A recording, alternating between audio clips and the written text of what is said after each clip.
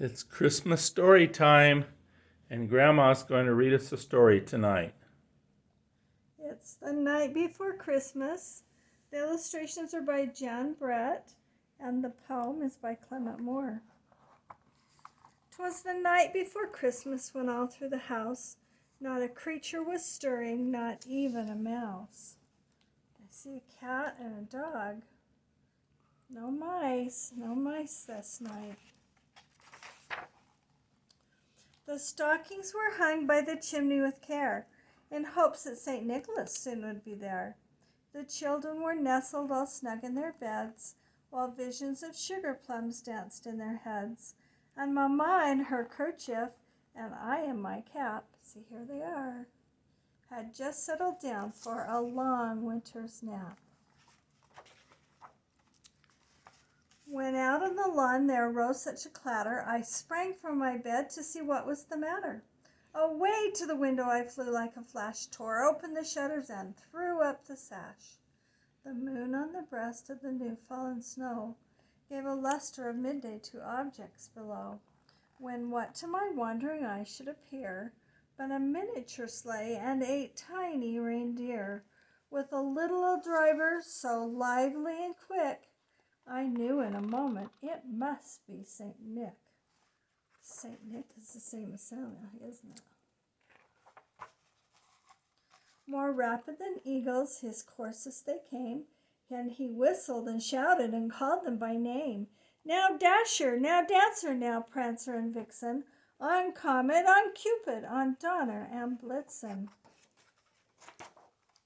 To the top of the porch, to the top of the wall, now dash away, dash away, dash away all, as dry leaves that before the wild hurricane fly, when they meet with an obstacle mount to the sky.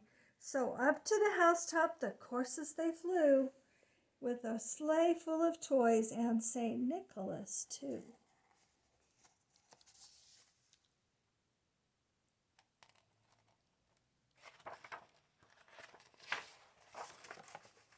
And then in a twinkling I heard on the roof the prancing and pawing of each little hoof. As I drew in my head and was turning around, down the chimney came St. Nick with a bound. Look, there's his feet coming down the chimney, and there's Dad coming down the stairs.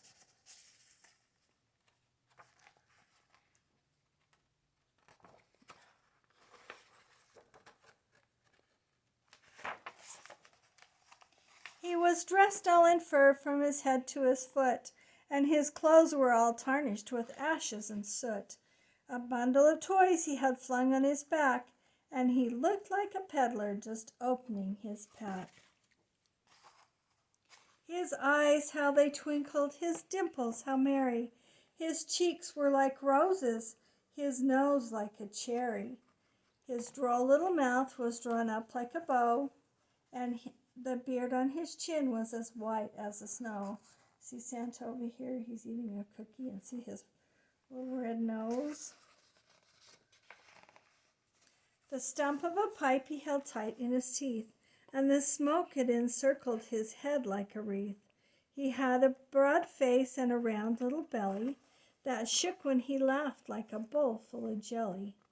He was chubby and plump, a right jolly old elf, and I laughed when I saw him in spite of myself. A wink of his eye and a twist of his head soon gave me to know I had nothing to dread.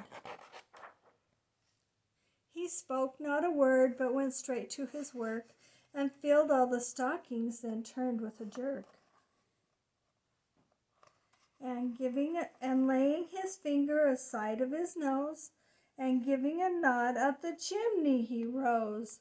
Look at those socks. They are full, aren't they? Lots of treats there. Oh, come on. He sprang to his sleigh, to his team gave a whistle, and away they all flew like the down on a thistle. But I heard him exclaim, ere he drove out of sight, "Merry Christmas to all, and to all a good night."